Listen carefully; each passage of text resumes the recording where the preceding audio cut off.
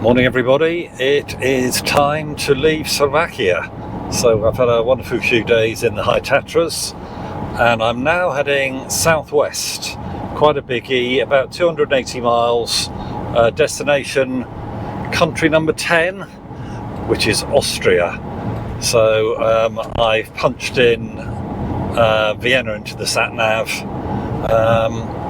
So that's where I'm going. So I will, if I don't see you before, I will see you all in Austria.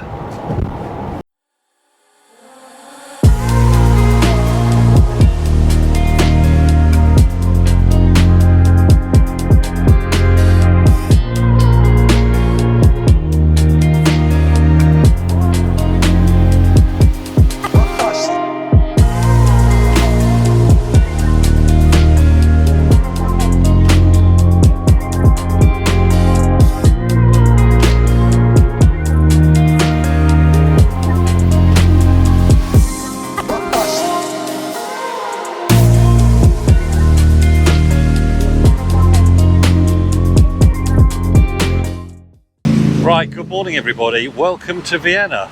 So I arrived here last night. I've taken an apartment in the west of the town on the tram route into town, so that's really good. I've taken the tram in this morning. Behind me, by the way, you've got the Austrian Parliament, which is pretty amazing. Lots of hugely imposing buildings here. So I got across the border yesterday from Slovakia into Austria, and the temperature in the car registered at 41 degrees. They've had the most incredible heat wave over here, much like you've had back home. So now I'm going to spend the morning having a look round. We're going to the Hofburg Palace, which is the seat of the Habsburg Empire, really since the 13th century up until the end of the First World War. So I'll have a look at that, take a bit of film, and then tonight we're going to a classical music concert in the famous concert hall here. So that's it, and I'll see you shortly.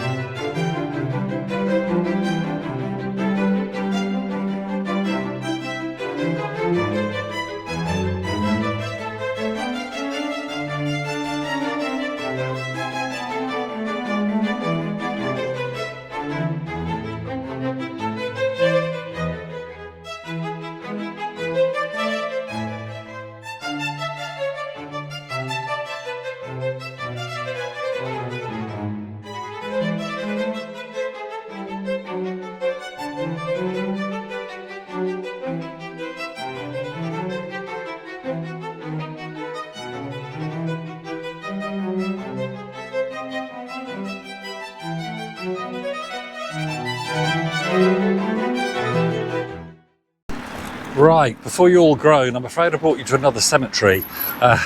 So I'm at the Vienna Central Cemetery, which despite its name is actually in the southeast suburbs of Vienna. Built in the late 19th century, 1870s. In addition to the usual artwork, there's some famous composers here. So Ludwig van Beethoven is here, Schumann, Brahms, and one or two other noteworthy actresses. So Hedy Lamarr, the Hollywood actress, and Kurt Waldheim, the Austrian president. So I'm going to take a look. Hopefully there'll be a few things I can show you, and I'll try and take some of the better known graves. So hopefully I'll enjoy this.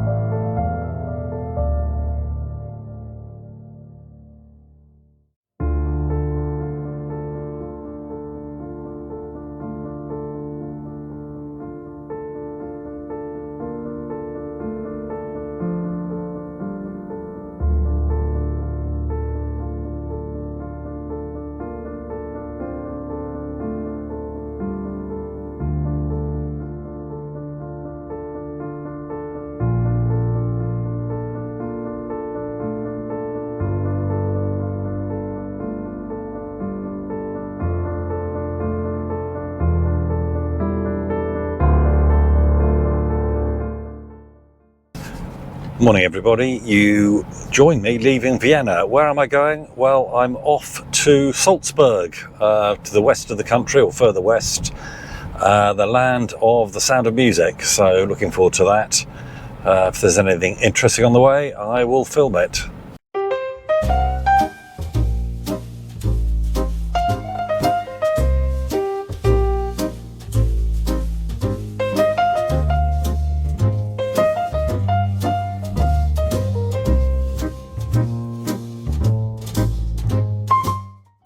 Morning all and welcome to Saltzburg.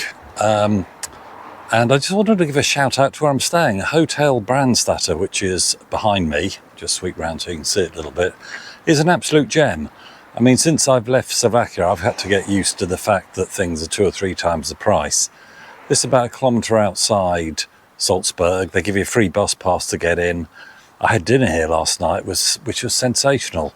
So really, really good. So if you're travelling to Salzburg, let me recommend this place to you. On the first floor, there's a really nice little area where you can sit out, read a book, nice mountain views, lovely flowers, sort of Bavarian style, really lovely.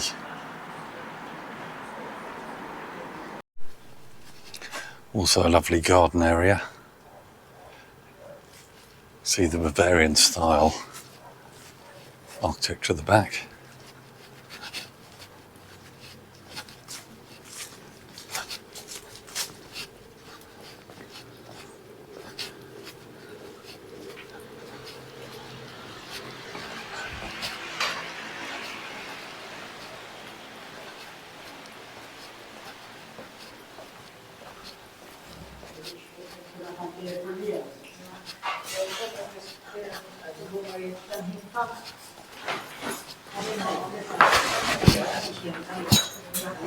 And out the front here you can see where people will take their breakfast and where I had dinner last night.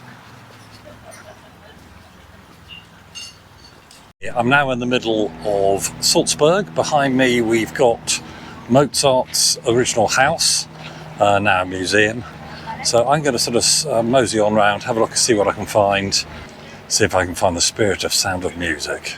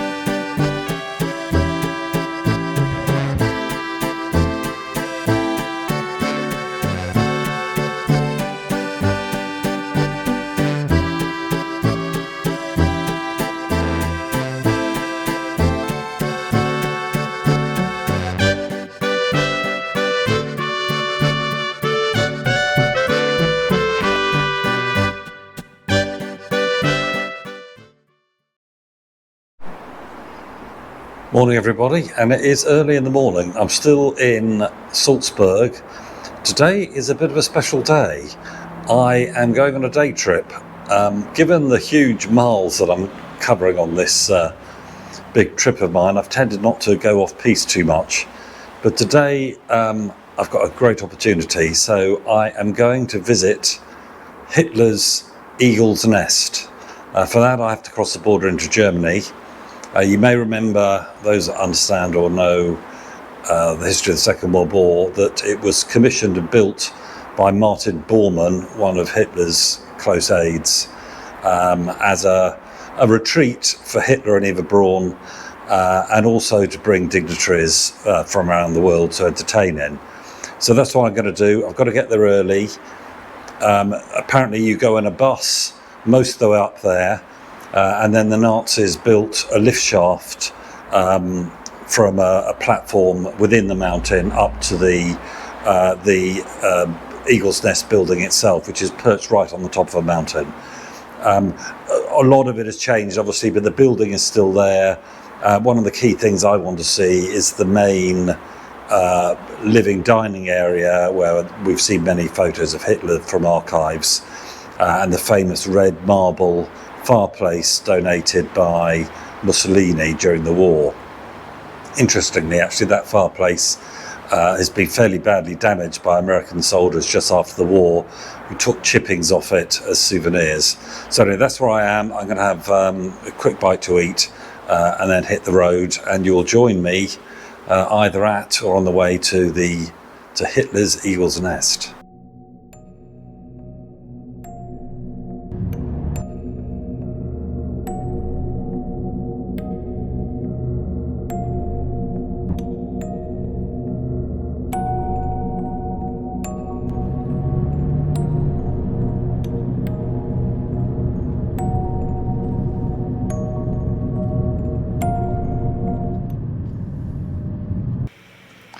Right, so I've just taken the drive across the border into Germany. I've taken the car up a steep hill as far as I could go. Now just waiting for the bus. My slot is about 25 minutes to take me up to the Eagle Nest, using the road built by the Nazis in 1941. Should be fascinating. I'll take plenty of film.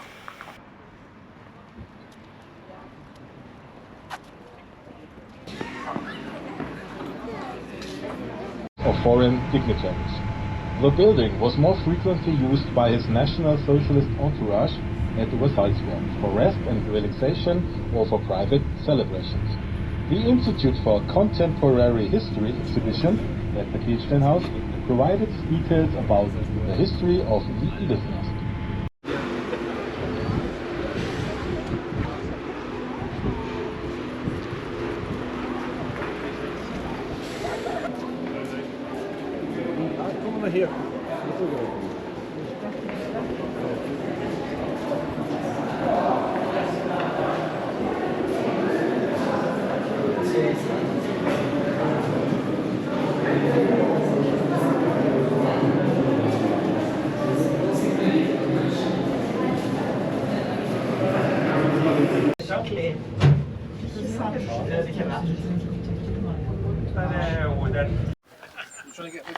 Okay, greetings from the Eagle's Nest. So just to explain, we got a coach ride up, took about 15 minutes.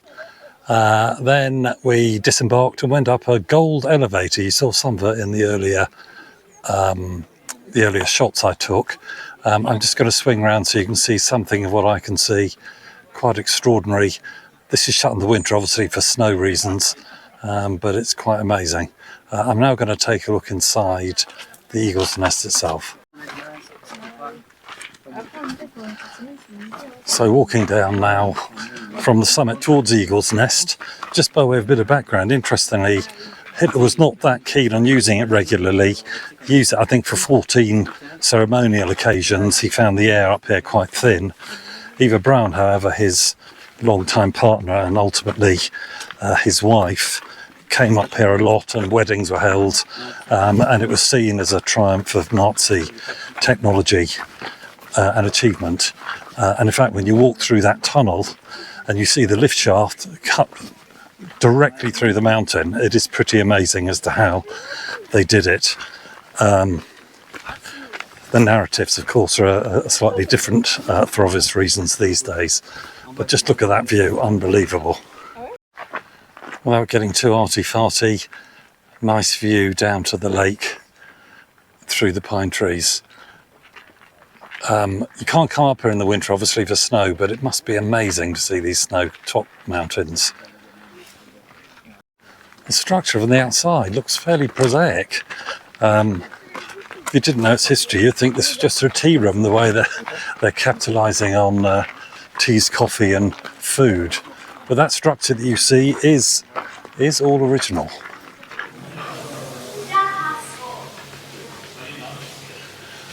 Okay, so inside this obviously will be changed into a restaurant. The room we're showing, the lights are obviously reproduction, but the structure of the room is the same. And I have to forgive the people, concentrate on the fireplace itself, which was donated by Mussolini. And you'll see the bits chipped off by American soldiers post the Second World War.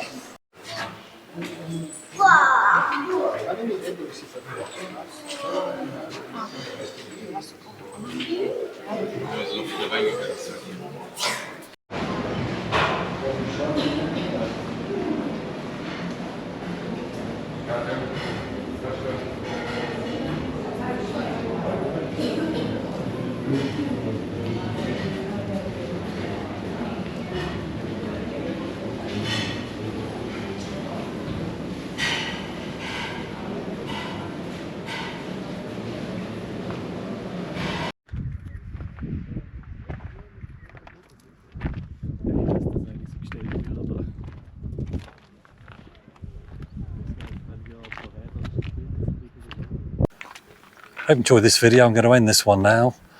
If you did enjoy it, please give me a thumbs up. If you haven't subscribed, please do so, etc., etc. And I'll see you on the next one.